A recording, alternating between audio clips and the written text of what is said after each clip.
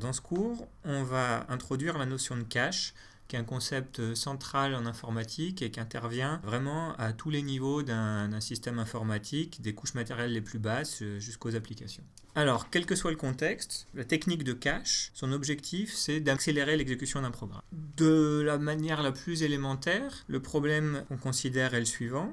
On a un programme qui s'exécute, ce qu'on va appeler le demandeur, et qui cherche à récupérer une information, donc à lire une information dans une mémoire. Donc cette mémoire, elle est de grande capacité, par contre, elle est relativement lente par rapport à la vitesse de traitement du demandeur. L'idée du cache, c'est d'insérer une petite mémoire de faible capacité, mais nettement plus rapide que la mémoire, on va dire, de référence, et de changer un peu la démarche à chaque fois le demandeur va vouloir obtenir une information. Donc, plutôt que d'aller directement interroger la mémoire, on va commencer par aller interroger le cache. Si on a de la chance, on va trouver une copie de l'information qui nous intéresse ici. Dans ce cas-là, on obtient la réponse rapidement. C'est un succès, on appelle ça aussi un cache hit. Et puis, si on a moins de chance, on va interroger le cache. On ne va pas trouver l'information demandée. Dans ce cas-là, on doit devoir continuer notre chemin jusqu'à la mémoire de référence. Et puis au retour, avant de récupérer l'information, on va la stocker dans le cache avant de la retourner au demandeur. Alors bien sûr, pour que ça ait un intérêt, il faut que le temps qu'on passe à interroger le cache avant d'aller chercher l'information si nécessaire dans la mémoire lente, soit relativement négligeable par rapport au temps de trajet jusqu'à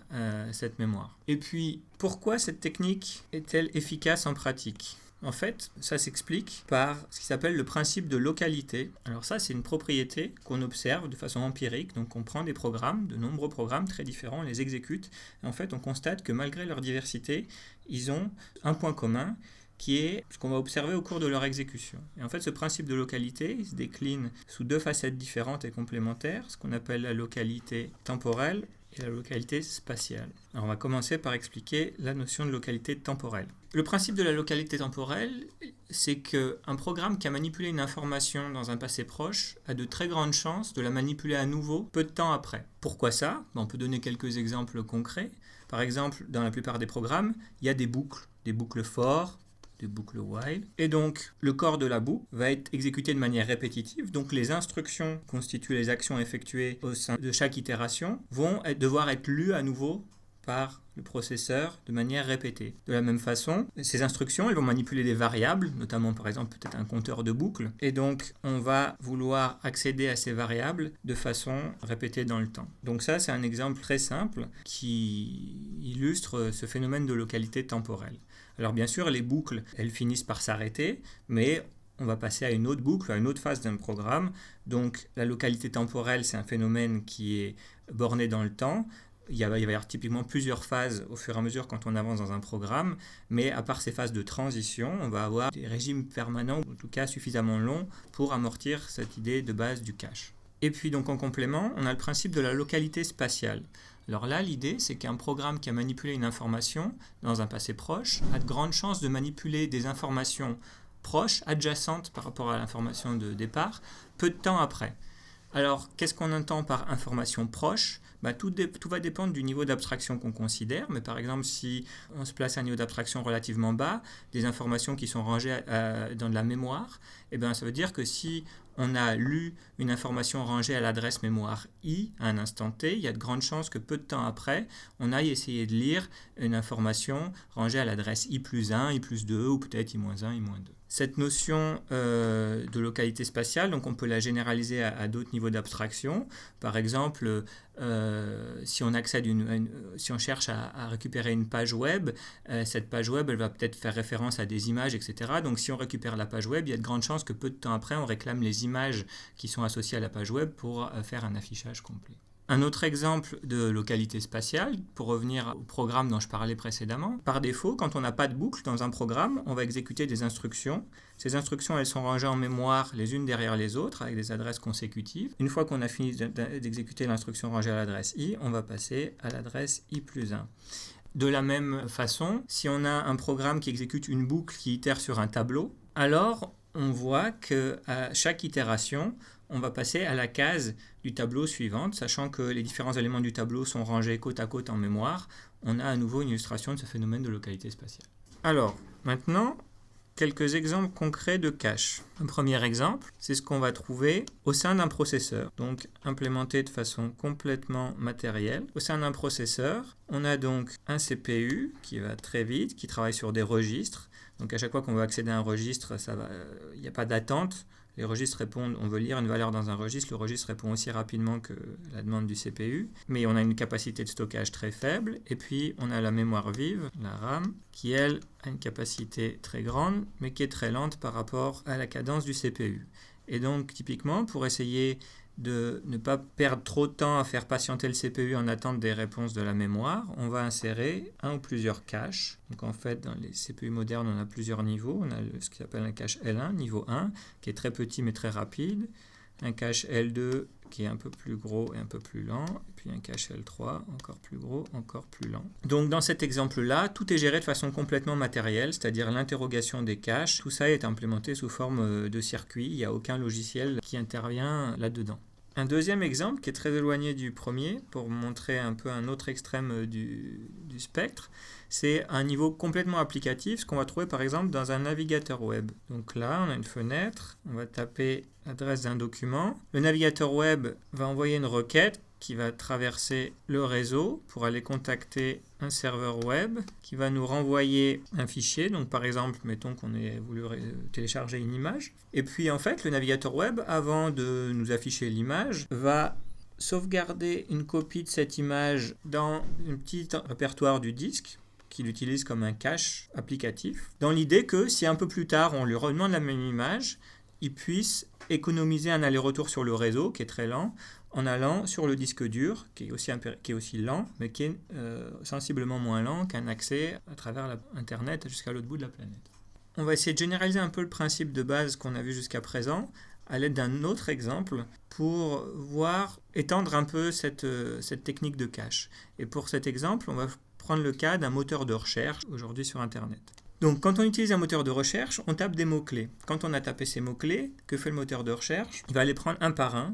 Il va aller chercher dans un fichier d'index tous les documents, toutes les pages qui contiennent le premier mot-clé. Même chose pour le second mot-clé, puis pour le troisième, etc. Une fois qu'on a toutes ces listes, le moteur de recherche va faire l'intersection des différents ensembles de documents pour voir ceux qui contiennent les trois mots-clés.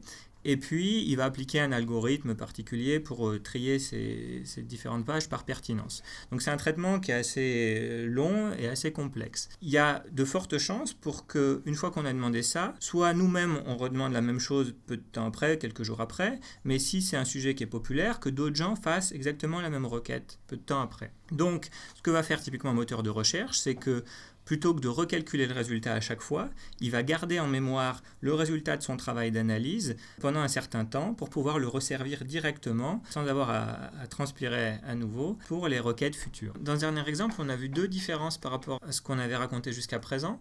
Ce principe de cache, on peut l'appliquer par rapport à la récupération d'informations qui étaient déjà existantes, mais on peut aussi donc l'appliquer à la mémorisation d'un calcul, d'un travail qu'on vient d'effectuer et qui est reproductible. Et puis, la deuxième différence par rapport aux exemples de base, c'est une extension du principe de localité. Au début, on avait un demandeur qui faisait des demandes répétées aux mêmes informations. Mais en fait, ce qu'on voit, c'est que dans de nombreux systèmes, notamment des services Internet, on peut aussi avoir des demandes identiques qui émanent de demandeurs, d'applications, de clients différents, et qu'on peut aussi amortir la fabrication ou la récupération d'une information pour plusieurs demandeurs successifs au fil du temps. En résumé de ce qu'on a vu jusqu'à présent, les techniques de cache, c'est quelque chose de relativement simple à la base et qui permet d'améliorer dramatiquement les performances de traitement de données et d'accès aux informations dans un système et à différents niveaux, des couches les plus basses du matériel jusqu'à des couches applicatives arbitrairement complexes comme un navigateur web, un service Internet, etc. Ceci étant dit, si le principe est simple, les détails d'implémentation précis d'un cache sont, eux, assez complexes pour différentes raisons. Pour finir cette vidéo, on va donner un aperçu des problématiques d'implémentation concrète d'un cache. Donc un cache, c'est constitué d'un ensemble d'emplacements dans lesquels on peut ranger des informations. Une première question d'implémentation, c'est la liberté de placement au sein du cache. Alors là, il y a un compromis à trouver. Idéalement, on souhaite avoir un maximum de liberté, c'est-à-dire pouvoir ranger n'importe quelle information dans n'importe quelle case disponible. Mais en même temps, si on a cette liberté-là, ça voudra dire que quand on voudra consulter, interroger le cache, il faudra, pour une information donnée, chercher dans tous les emplacements pour voir si elle s'y trouve ou pas. Ça va potentiellement ralentir le temps d'interrogation du cache, qui doit être très rapide pour garantir l'efficacité du cache. Donc il y a un compromis à trouver et c'est notamment quelque chose de sensible pour les caches qui ont les plus de contraintes de rapidité, qui sont les caches intégrés au sein des processeurs. Une deuxième question